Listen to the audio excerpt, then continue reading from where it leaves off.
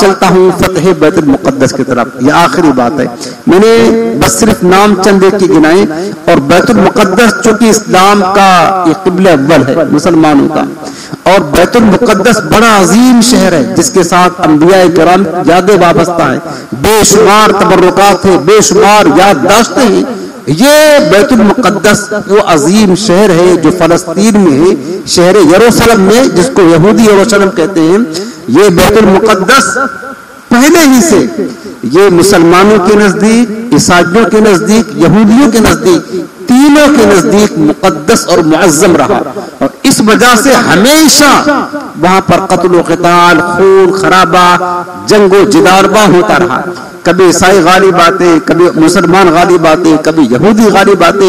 اور اسلام سے پہلے بھی یہودیوں میں عیسائیوں میں یہ لڑائی جھگڑا چلتا رہتا تھا. کبھی عیسائی غالب آتے, کبھی نصرانی اور یہودی غالب آتے.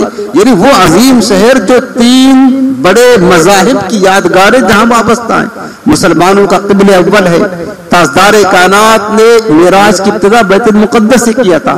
عیسائیوں کے لیے وہاں صلیب کا جو معاملہ پیش آیا, حضرت عیسیٰ علیہ السلام کی پیدائش کی جگہ ہے, اس وجہ سے مقدس ہے. یہودیوں کے لیے دیوار جریہ, ہیکل سلیمانی اور بہت سارے تبرکات ان کے لیے بھی ہیں, ان کے مذہب کے مطابق. اس لیے بیت المقدس ہمیشہ ایک تاریخی یادگار شہر رہا. حضرت عمر فاروق اعظم رضی اللہ تعالی عنہ کے دور خلافت میں بیت المقدس فتح ہوا. اب میں اس کی کچھ تفصیل بتا کر کے بات ختم کر دیتا ہوں. یہ عظیم فتح تھی حضرت عمر فاروق اعظم کے دور خلافت کی, جہاں بے شمار فتوحات ہیں. بیت المقدس عظیم فتح تھی. اور فتح کس طرح ہوا, یہ بڑا دلچسپ واقعہ ہے. کچھ ایک تاریخی نالج بھی ہونا چاہیے. ہمارا قبلہ اول تھا اور حضرت عمر کی شان بھی پتہ چلے گی. حضرت امیر المومنین خلیفۃ المسلمین سیدنا عمر فاروق اعظم نے اسلامی لشکر کو ملک شام کی فتوحات کے لیے بھیجا ہوا تھا. حضرت ابو عبیدہ بن جراح کو سپہ سالار بنایا تھا لشکر کا. حضرت ابو عبیدہ بن جراح نے جب ملک شام کی فتوحات کا سلسلہ شروع کیا, یرموک فتح کر چکے. ایک ملک تھا, شہر. یرموک کو فتح کرنے کے بعد مجاہدین کا لشکر لے کر کے حضرت ابو عبیدہ دمشق آ گئے. دمشق یہ ملک شام کا ایک شہر ہے.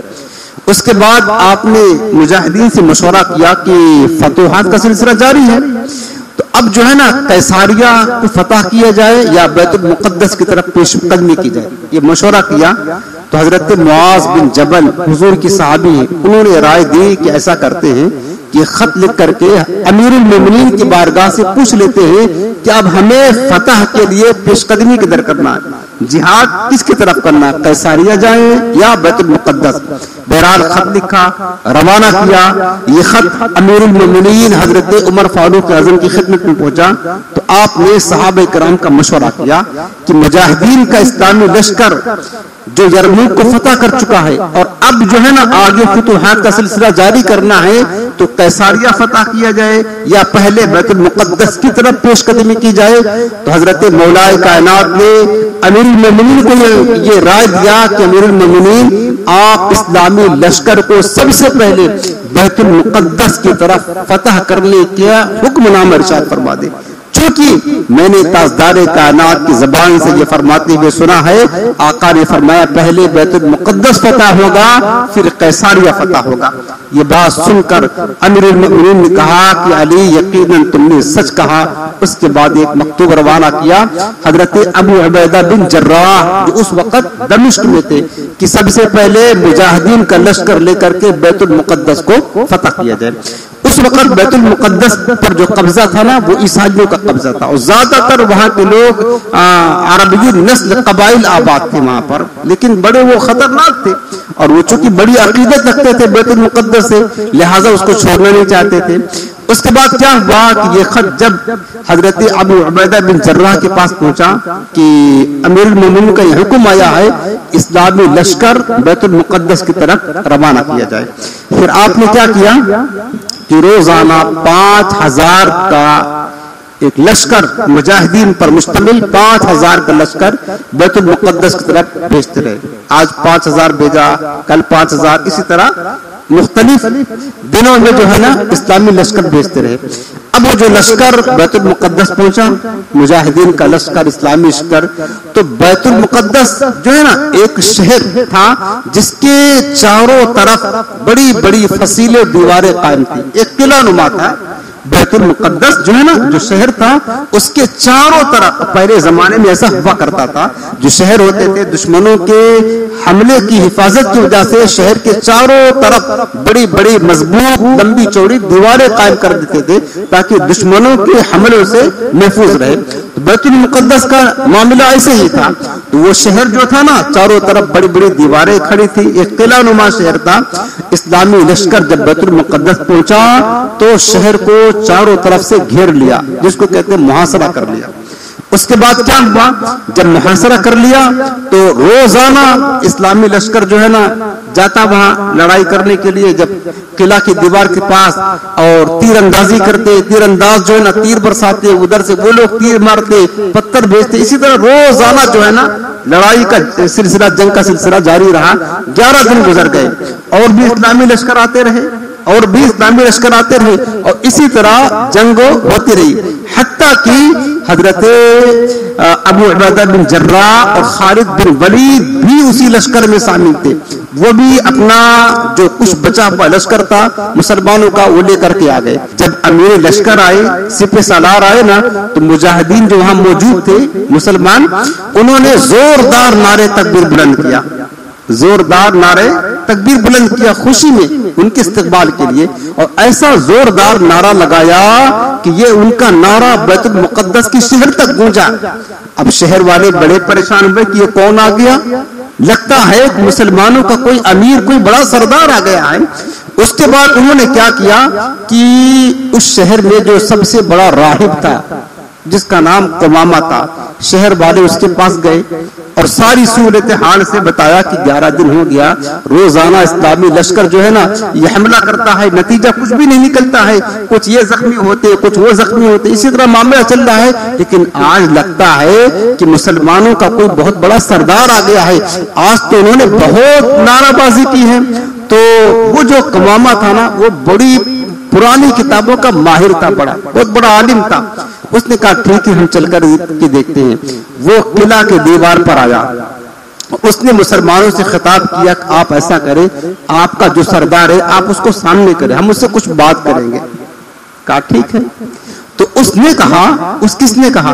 اس قمامہ نے کہا کہ ہم نے اپنی قوم سے کہا کہ ہم نے اپنی پرانی کتابوں میں پڑھ رکھا ہے کہ اس شہر کو نبی آخر الزمان کا ایک صحابی جو سرخ رنگ کا ہوگا اور وہ اس شہر کو فتح کرے گا. چل کر کے دیکھتے ہیں. مسلمان آئے ہیں، جو علامتیں، جو اوصاف، کمالات ہم نے پڑھے ہیں، اگر یقیناً اس کے اندر موجود ہوں گے تو پھر تو ہمیں صلح کے سوا کوئی چارہ نہیں، ہمیشہ ان کے حوالے کر دیں گے. لیکن اگر وہ نہ ہوئے جو ہم نے پڑھا ہے تو پھر ہم ان کو شہر حوالے نہیں کریں گے، ہم ان سے جنگ کریں گے. وہ قمامہ راہب آیا، دیوار پر کھڑا ہوا اور اس کے بعد مسلمانوں کے امیر کو بلایا. حضرت ابو عبیدہ بن جراح جب اس کے قریب گئے نا تو اسلامی لشکر کا یہ طریقہ ہوتا تھا، جب بھی کسی ملک کے ساتھ جاتے نا سب سے پہلے وہاں ملاقات کرنے کے بعد وہاں کے امیر سے 3 شرطیں کہتے. یا تو تم اسلام قبول کر لو تو تم ہمارے بھائی ہو، اگر اسلام قبول نہیں کرو گے یہ شہر ہمارے حوالے کرو، ہم سے صلح کرو، اور تم ہمیں جزیہ دو گے جس کو کہتے ہیں تاوان، ٹیکس دو گے، اور تم ہمارے ماتحت رہو گے. اگر یہ بھی قبول نہیں تو تیسری بات یہ ہے کہ جنگ کے لیے تیار ہو جاؤ، پھر ہمارا تمہارا فیصلہ تلوار کرے گی. حضرت ابو عبیدہ بن جراح جب اس کے قریب پہنچے نا آپ نے 3 شرطیں رکھی.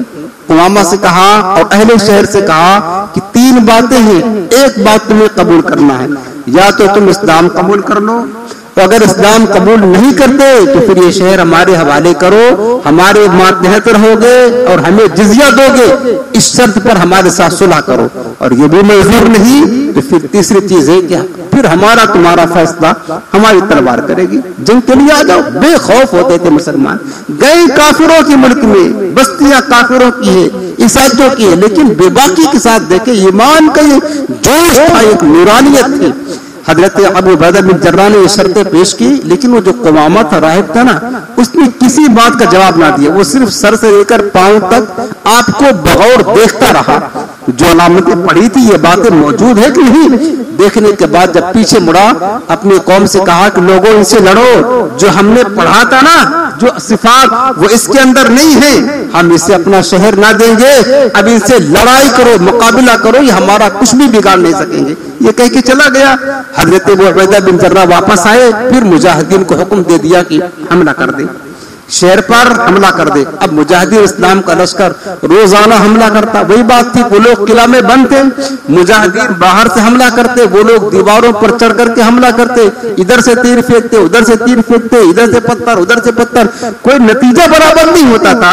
कुछ जख्मी होते, कोई शहीद होता, कोई इधर का मरता, ये हाल चलता रहा। इस तरह 4 महीना गुजर गया। कितना महीना? 4 महीना गुजर गया, कुछ भी नतीजा बरामद ना हुआ। उसके बाद अब 4 महीना से शहर वाले एक जगह मुकज्जद है, बंद है ना, शहर में बाहर निकल नहीं सकते हैं, बाहर से कोई आमद रफ्त नहीं, परेशान थे। लॉकडाउन में कैसे परेशान हो गए तो लोग, वही हाल लॉकडाउन वहां भी लग गया था। अब क्या हुआ कि शहर वाले तंग आकर के फिर वही राहब के पास जाते, कुमामा के पास। यार शहर वाले तो हैरान हो गए, कुछ हल तो निकालो, ये कब तक लड़ाई चलती रहेगी, हम ऐसे बंद रहेंगे शहर में। कुमामा ने कहा अच्छा चलो फिर चलते हैं वापस। वो आया, दीवार पर तेल की और मुसलमानों के अमीर को तरफ किया। हजरत अबू उबैदा बिन जर्राह आगे बढ़े तो उस राहिब ने कहा कि देखो, अगर तुम जिंदगी भर मुहासबा करे रहोगे ना, हम शहर तुम्हारे हवाले नहीं करेंगे, हम आखिरी दम तक लड़ेंगे। और हमने अपनी किताबों में पढ़ रखा है, नबी आखिर जमान का एक सहाबी होगा जिसके वो ये औसाफ होगी, अलामतें होंगी जो हमने पढ़ा है। हाँ, अगर वो आ जाए हम उसको देख कर पहचान ले कि वही है, तो बगैर लड़े हम उसको ये शहर हवाले कर देंगे। लेकिन वो तुम्हारे अंदर नहीं है, तुम्हारे में वो सिफात जो हमने पढ़ा है वो नहीं है। तो हजरत अबू उबैदा बिन जर्राह ने फरमाया फिर ऐसा करो, उसकी सिफात तो बताओ। कहा वो हम नहीं बताएंगे तुम्हें, हाँ एक काम कर सकते हैं, उसका नाम बता देते हैं। उसका नाम? अच्छा चलो नाम बता दो। तो उस राहिब ने कहा उसका नाम उमर बिन खत्ताब होगा, फारूक के लक़ब से जाना जाएगा, दीन के मामले में बड़ा सख्त गिर होगा, और ला यखाफून लौमत लाइम, किसी मलामत करने वाले की मलामत की परवाह नहीं करेगा, दीन के मामले में सख्त होगा। वही शख्स होगा जो हमारे शहर को फतह करेगा। अगर वो आ जाए हम उसके हवाले शहर कर देंगे। हजरत अबू उबैदा ने जब सुना ना, मुस्कुरा दिए और जोरदार फरमाया फतहनल बलादा व रब्बिल काबा, कहने लगे रब्बे काबा की कसम, अब तो शहर हमने फतह कर लिया। वापस लौटे, मुजाहिदीन को खुशखबरी सुनाई, ये मुतालबा किया है। किसका मुतालबा किया है? अमीरुल मुमिनीन तशरीफ लाए, उनका मुतालबा किया। उसके बाद क्या हुआ, जब मुजाहिदीन ने ये सुना तो सब खुश हो गए और नारे तकबीर बुलंद करने लगे। हजरत अबू उबैदा बिन जर्राह ने एक मकतूब रवाना किया अमीरुल मोमिनीन के पास, मदीना मुनव्वरा, और सारी तफसील लिखा। हजरत अमीरुल मोमिनीन के पास हजरत मैसरा बिन मसरूक खत देकर पहुंचे ना, तो अमीरुल मोमिनीन ने सहाबे किराम से मशवरा किया। उसके बाद अब बैतुल मुक़द्दस की तरफ आपने सफर का इरादा फरमाया। सहाबा से मशवरा करने के बाद बैतुल मुक़द्दस की तरफ सफर शुरू किया। सबसे पहले हजरत उमर मस्जिद नबवी तशरीफ ले गए, 4 रकात नमाज पढ़ी, सरकार को सिद्दीक़ अकबर को सलाम किया। उसके बाद वापस जब बैतुल मुक़द्दस तरफ जाने लगे ना, तो जानते हो कोई बहुत बड़ा लश्कर जर्रार लेकर नहीं, ये वक्त तो पूरा हो गया लेकिन ये बात तो खत्म कर दूं, बहुत बड़ा लश्कर जर्रार लेकर नहीं, जाहो जलाल के साथ नहीं, बल्कि क्या लेकर? एक ऊँटनी, एक खादिम और आप, बस जा रहे हैं बैतुल मुक़द्दस फतह करने के लिए। कोई लश्कर नहीं, एक खादिम, एक ऊँटनी, आप थोड़ा सा ज्यादा रास्ता कर रख लिया, ये रास्ते में काम आएगा। ये अजीम सफर का हाल था हजरत, और ये बारी तय किया, एक ही ऊँटनी थी, सफर बड़ा लंबा था, मदीना से बैतुल मुक़द्दस जाना था। गुलाम को कहा थोड़ी देर तू बैठेगा, थोड़ी देर हम बैठेंगे, तू बैठेगा हम ऊँट की नकील पकड़ करके ले चलेंगे, और हम बैठेंगे तू लेकर के चलेगा। कहा ठीक है, तय हो गया। उसके बाद फिर अमीरुल मोमिनीन का सफर शुरू हो गया। जब मुल्क शाम की हुदूद में दाखिल हुए तो मुजाहिदीन इस्लाम तो बैतुल मुक़द्दस में थे, उन्हें पता चला कि अमीरुल मोमिनीन जो है ना मुल्क के शाम के हदूद में दाखिल हो गए हैं, तो तमाम मुजाहिदीन को ख्वाहिश थी इस्तेक़बाल के लिए अमीरुल मोमिनीन के आगे बढ़े, लेकिन हजरत अबू उबैदा बिन जर्राह ने सब लश्कर को वही रोका और चंद असहाब को लेकर के हजरत अमीरुल मोमिनीन खलीफतुल मुस्लिमीन के इस्तेक़बाल के लिए पहुंच गए। जाबिया के मकाम पर पहुंचे, उसके बाद मुलाकात किया, मुआनका किया, फिर उस अमीरुल मोमिनीन को लेकर के बैतुल मुक़द्दस जहां पर इस्लामी लश्कर ठहरा हुआ था, हजरत अबू उबैदा बिन जर्राह लेकर के वहां तशरीफ लाए। जब हजरत उमर फारूक आजम पहुंचे ना वहां, तो मुजाहिदीन इतना खुश हुए कि जोरदार नारे तकबीर बुलंद किया, और ये नारे की आवाज बैतुल मुक़द्दस के शहर में गूंजी तो शहर वाले बड़े परेशान हुए। कुमामा जो राहिब था वहां तक आवाज पहुंची, उसने कहा क्या मामला है, जंग तो मौकूफ थी, जंग कहां से शुरू हो गई? तो लोगों ने बताया कि जंग नहीं शुरू हुई, दर हकीकत इनका सबसे बड़ा सरदार अमीरुल मोमिनीन आ गया है, उसकी खुशी में मुसलमान नारा लगा रहे हैं। अब हजरत उमर फारूक आजम पहुंचे, तमाम सहाबा से मुलाकात किया, सहाबे करम बहुत खुश हुए। उसके बाद हजरत अबू उबैदा बिन जर्राह ने मुल्क शाम की फुतूहात की सारी तफसील बयान करना शुरू किया। सुबह से लेकर के दोपहर हो गई, ज़ोहर का वक्त हो गया, नमाज सोचा पढ़ ले। उसी लश्कर में हुजूर के सच्चे गुलाम और आशिक हजरत बिलाल हबशी भी मौजूद थे। सरकार के विसाल के बाद बिलाल हबशी हुजूर की जुदाई का गम बर्दाश्त न कर सके, मदीना छोड़कर मुल्क शाम चले आए थे, वहीं पर रहने लगे थे। फिर इस्लामी लश्कर जब मुल्क शाम की फुतूहात के लिए गया तो बिलाल हबशी इस्लामी लश्कर के साथ शामिल होकर के जिहाद में मसरूफ हो चुके थे।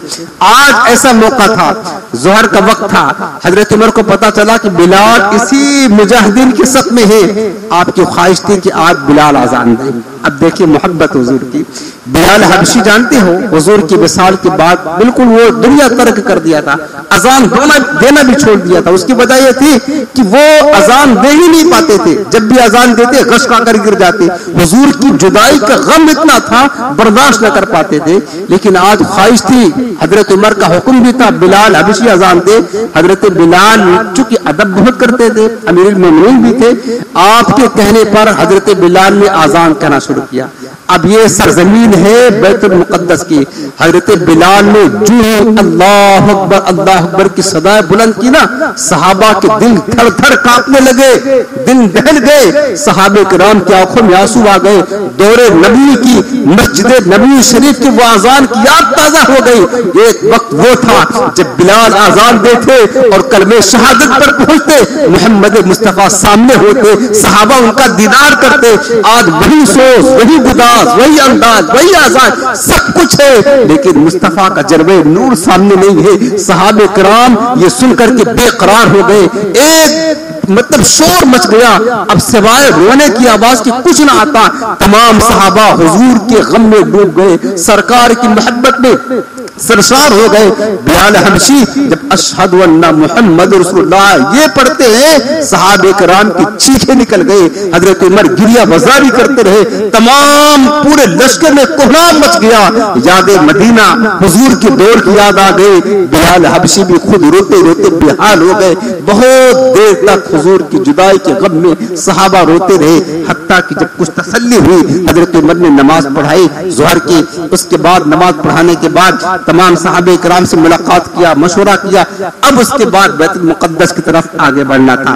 हजरत उमर फारूक आज़म जब बैतुल मुक़द्दस की तरफ आगे बढ़ने लगे बगैर हथियार के, और जानते हो हजरत उमर के जिस्म पर जो कुर्ता था पहने हुए थे ना, 14 पेबंद लगे हुए थे उस पर। कितना पेबंद?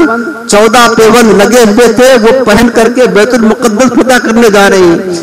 हजरत अबू उबैदा बिन जर्राह ने कहा हुजूर आज तो कोई अच्छा लिबास पहन ले, दुश्मनों के इलाके में आए हैं, अजीम शान गोया कि इस्लाम के अजीम बादशाह हैं, दुश्मनों का मुल्क फतह करना बैतुल मुक़द्दस, आज जरा अच्छा लिबास पहन ले। वहां बड़े बड़े उमरा होंगे, वजीर होंगे, राहिब होंगे, वो देखेंगे क्या कहेंगे, इनका अमीर ये पेवन वाला लिबास पहनकर आता है, इस्लाम की शौकत दुबाला होगी, इस्लाम की शान शौकत का जोर होगा, आज जरा अच्छा लिबास पहन ले।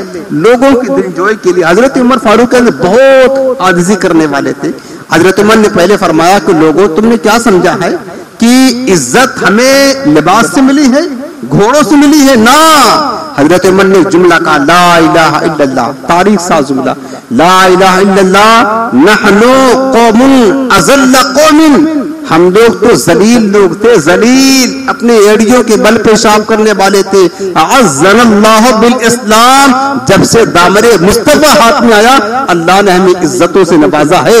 عزت لباس پہننے میں نہیں، عزت مصطفیٰ کے دامن کرم سے ہے. اور جب تک لوگ عزت والے اسلام سے وابستہ رہے، عزت والے اسلام کے ساتھ قائم رہے اور اسلام کے ساتھ عزت حاصل کرتے رہے، دیکھ لو تاریخ اٹھا کر مسلمانوں نے دنیا کا نقشہ بدل دیا ہے. مسلمان عزت کے ساتھ رہے، وقار کے ساتھ رہے، لیکن جب سے مسلمانوں نے کیا کیا، اسلام کو چھوڑ کر کہیں اور عزت تلاش کرنا شروع کر دیا، کافروں کے درمیان عزت تلاش کرنے لگے، تب سے مسلمان ذلیل و خوار ہو کر کے رہ گئے. اس مسلمانوں کی عزت صرف مصطفیٰ کریم کے دامن کرم سے، اسلام کے دامن سے وابستہ ہونے میں ہے. لیکن جب سے انہوں نے چھوڑ دیا تو پھر کیا ہوا، ذلت ان کا مقدر بن گئی.